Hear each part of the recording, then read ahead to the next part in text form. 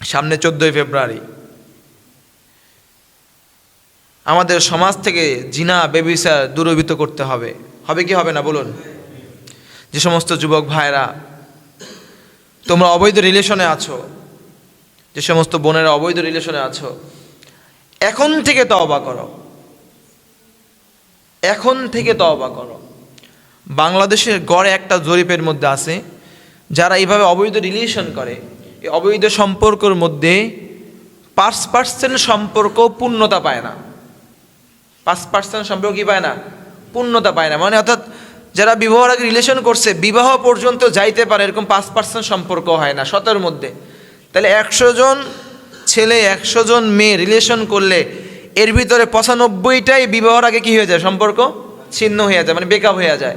আর 5 জন মানে 5% হয়তো বা কি হইতে পারে, বিবাহ পর্যন্ত পৌঁছাইতে পারে। এখন আপনি চিন্তা করে দেখেন, আপনি অবৈধ সম্পর্ক করলেন, বিবাহর আগে আপনার তার সাথে আপনার সম্পর্ক ছিন্ন হয়ে গেল, তো তখন আপনি এবার চিন্তা করবেন যে আমার যাতে একজন এই কুমারী, একজন ভালো চরিত্রবান মেয়ের সাথে বিবাহ হোক, এটা হইতে পারে? হইতে পারে এটা?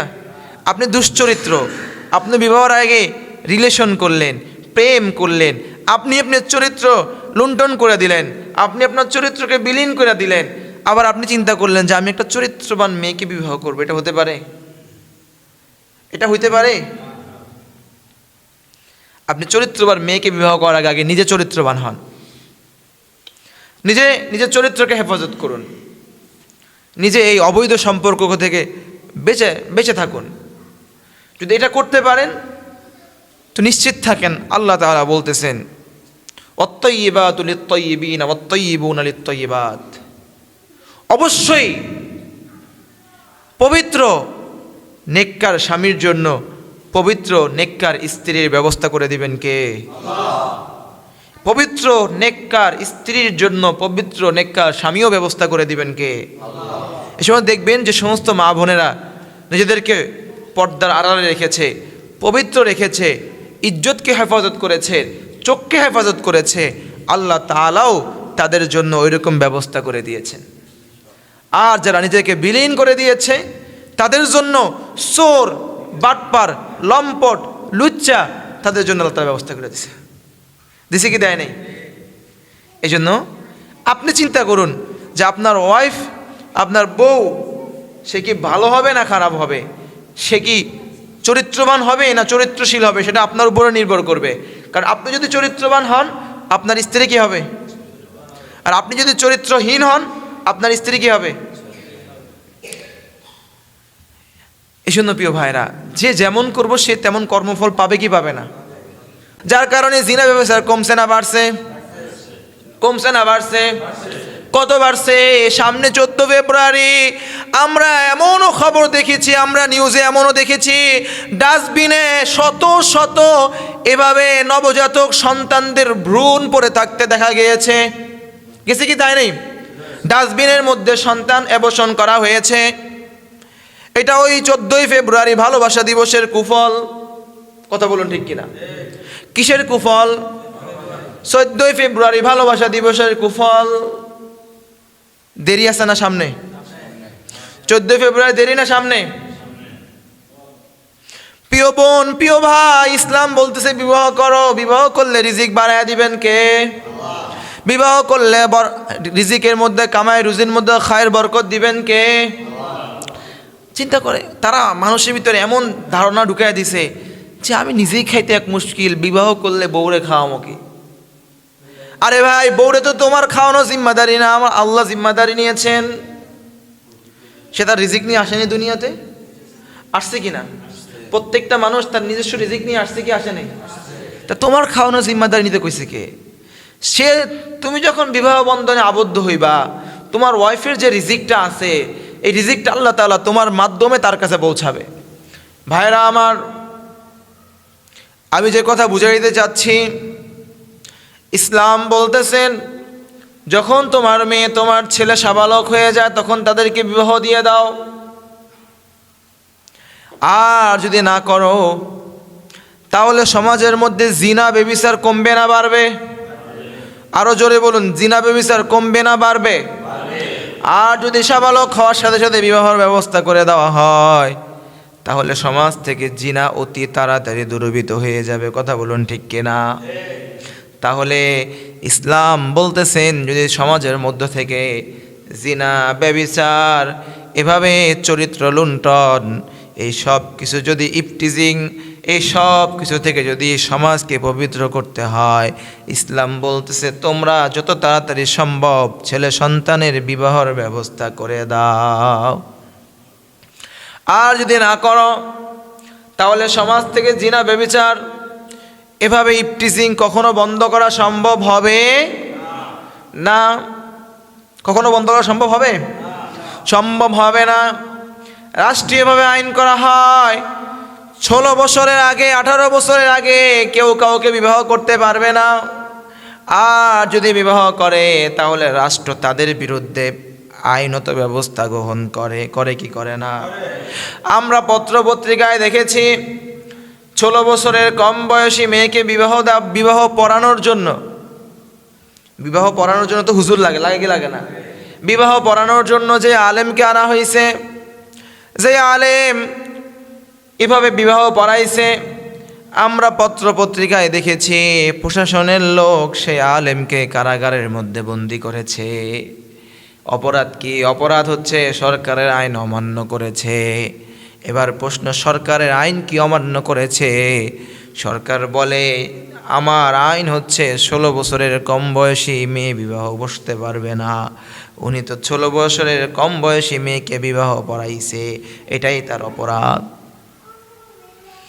কিন্তু যদি আমি সেই সরকারের কাছে, সেই প্রগতিশীলদের কাছে প্রশ্ন রাখি, গত কয়েকদিন আগের ঘটনা, 11 বছরের একটা মেয়ে গোটা মিডিয়ার চোখের ধুলো দিয়া এইভাবে সে তার মন মতো কক্সবাজার চলে গেছে, কিছু করতে পারছে? যখন মেয়ে ভাইগা গেছে, ক্লাস 6-এর মেয়ে। কোন ক্লাসের মেয়ে? ক্লাস 6-এর মেয়ে। ক্লাস 6-এর মেয়ে যখন ভাইগা গেছে ঘর থেকে, মিডিয়া মায়া কান্না করে, ক্লাস 6-এর মেয়ে ভাইগা গেছে, হাই উতাস, চতুর্দিক থেকে নিউজ, ক্লাস 6-এর মেয়ে ভাইগা গেছে, পলায় গেছে, তাকে অপহরণ করা হয়েছে, নানা রকমের মিডিয়া খবরে প্রচার হয়েছে। আপনারা দেখছেন কি দেখেন নাই? গোটা সোশ্যাল মিডিয়া, গোটা প্ল্যাটফর্ম, নিউজ প্ল্যাটফর্ম, সব জায়গাতে এটা নিয়ে মোটামুটি বেশ তোলপাড় যে 6 বছরের মেয়ে, ক্লাস 6-এর মেয়ে, তাকে ঘর থেকে অপহরণ করা হয়েছে। এভাবে মেলা ঘাটাঘাটি করার পর কয়েকদিন পর মেয়ে নিজেই বলতেছে ঘরে আমার ভাল লাগে না, এই জন্য আমি কক্সবাজারে আমি আমার বয়ফ্রেন্ডে নিয়ে ঘুরতে গেছি। নাউজুবিল্লাহ বলবেন না? কি বলে? ঘরে আমার আর ভালো লাগে না, এই জন্য আমি আমার বয়ফ্রেন্ডে নিয়ে কোথায় ঘুরতে গেছি? হালাল কাজ করছে? কক্সবাজারে কি হালাল কাজ নিয়ে করছে? তাহাজ্জুদ পড়ছে? ভাইরা আমার, এখন প্রগতিশীলরা কোথায়? তাদেরকে যখন বলা হইতো যে যখন সাবালক হইলেই বিবাহ দিয়া দাও, তাদের কত রকমের চুলকানি, কত রকমের মাথা ব্যথা। কিন্তু ক্লাস 6-এর মেয়ে যখন বয়ফ্রেন্ডে নিয়ে কক্সবাজারে ঘুরতে গেছে, এই ব্যাপারে তাদের আর মাথা ব্যথা নাই। যখন ইসলাম বলতেছে মাসনা ওয়া সুলাসা ওয়া রুবা, তখন তারা নানা রকমের ফতোয়া বাইর করে, নানা রকমের কথা প্রশ্ন উঠে ধরে। আর যখন এই ক্লাস 6-এর মেয়ে পলায়া বয়ফ্রেন্ডে নিয়ে ঘুরতে গেছে, তখন আর কোনো জবাব নাই। কিন্তু যদি হালাল পন্থায় যদি বিবাহ দেওয়া হইতো, তাহলে মেয়েটা কি আর পরিবার থেকে পলায় কক্সবাজার যাওয়া লাগতো? তখন ইসলামে বলতেছে যখন বিবাহ হইতো তখন তারও সওয়াব পাইতো, নেকি পাইতো, সুন্দরভাবে দাম্পত্য জীবন উপভোগ করতে পারতো। তাহলে দেখা গেল প্রগতিশীলদের যে চিন্তা ভাবনা, এইটা হচ্ছে শিয়ালের মতো। কার মতো বলুন? কথা বুঝেননি মনে হয়। প্রগতিশীলদের এই চিন্তা ভাবনা, এই যুক্তি, এই নানা রকমের প্রশ্ন যা কিছু আছে, এই সবগুলো হচ্ছে শিয়ালের মতো। কার মতো? শিয়াল যেরকম ভাবে যদি আপনাকে বলে ভাই আপনার মুরগির খামার আছে, আপনার খামারের মুরগিগুলো আমার কাছে আমানত রাখেন, আপনি কি রাখবেন? শিয়াল যদি বলে ভাই আমি রাত্র আপনার মুরগিগুলারে পাহারা দিব, দিনও আপনার মুরগিগুলারে পাহারা দিব, কিন্তু বিনিময় কিছু নিব না, ফ্রিতেই আপনার মুরগিগুলারে পাহারা দিব, আপনি কি দিবেন? দিবেন। কেন দিবেন না? কারণ আপনি জানেন শিয়ালের কাছে আমার মুরগি কখনো নিরাপদ নয়। যদি আমি শিয়ালের কাছে আমার মুরগিগুলো আমানত দিই, তাহলে আমি নিজেই নিজের হাত ধরে আমি আমার খামারকে ধ্বংস করে দিলাম। কথা বলুন ঠিক কিনা? ঠিক তদরূপ প্রগতিশীলরা যেই বাল্য বিবাহের বিরুদ্ধে স্লোগান দেয়, প্রগতিশীলরা যেই বাল্য বিবাহের বিরুদ্ধে প্রশ্ন উঠায়, তার মানে বোঝা গেল তারা এভাবে হালালভাবে প্রত্যেকটা মেয়ে যাতে করে সুন্দরভাবে সংসার করে, তারা এটাকে পছন্দ করে না। কারণ যদি এভাবে সুন্দরভাবে প্রত্যেকটা মেয়ে যদি স্বামীর সংসার করে, তাহলে তাদের চোখের খোরাক হবে কারা? কথা বুঝেননি মনে হয়। চোখের খোরাক হবে কারা? বসের মনোরঞ্জন করবে কারা? যদি প্রত্যেকটা মেয়ে সাবালক হওয়ার পর স্বামীর সংসার করে, তাহলে বসের মনোরঞ্জন করবে কে? কথা বুঝেননি মনে হয়।